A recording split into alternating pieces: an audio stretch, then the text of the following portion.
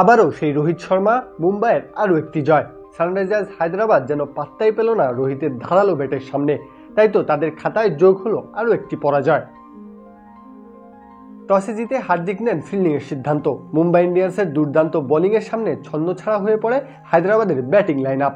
Henry ক্লাসেনের চেষ্টায় শেষ পর্যন্ত সংগ্রহ দাঁড়ায় 143। বল হাতে ট্রেন্ট বোল্টের শিকার হায়দ্রাবাদের 4 ব্যাটসম্যান। মুম্বাইয়ের সামনে লক্ষ্যটা 144 রানের। আগের ম্যাচেই চেনা ছন্দে ফিরেছেন রোহিত শর্মা। আজকের ম্যাচেও যেন কপি পেস্ট করলেন আগের দিনের ইনিংসটাই।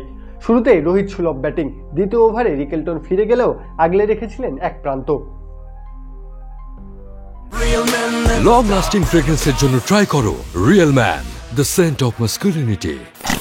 রোহিত ক্রিজে থাকলে বোলারের করার থাকে না কিছুই। মুম্বাই ইন্ডিয়ান্সের জয়টাকে পানির মতো সহজ করে দিয়েছে তার দৃষ্টিনন্দন ব্যাটিং। ব্যাট হাতে খেলেন 46 বলে 70 রানের ইনিংস জুড়ে 8টি 4 এবং 3টি 6। স্ট্রাইক রেটটাও 152.17।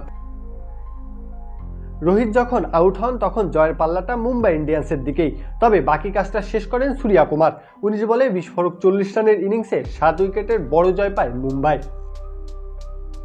মুম্বাইয়ের অপেক্ষাটা ছিল রোহিতের ফিরে আসার।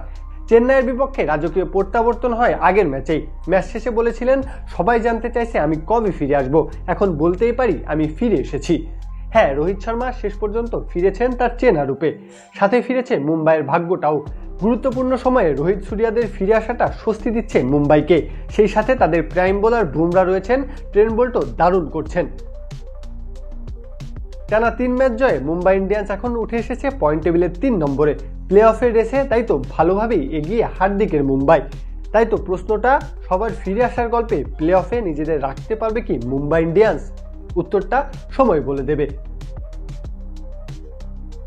প্রত্যয় হক কাব্য, খেলা 71।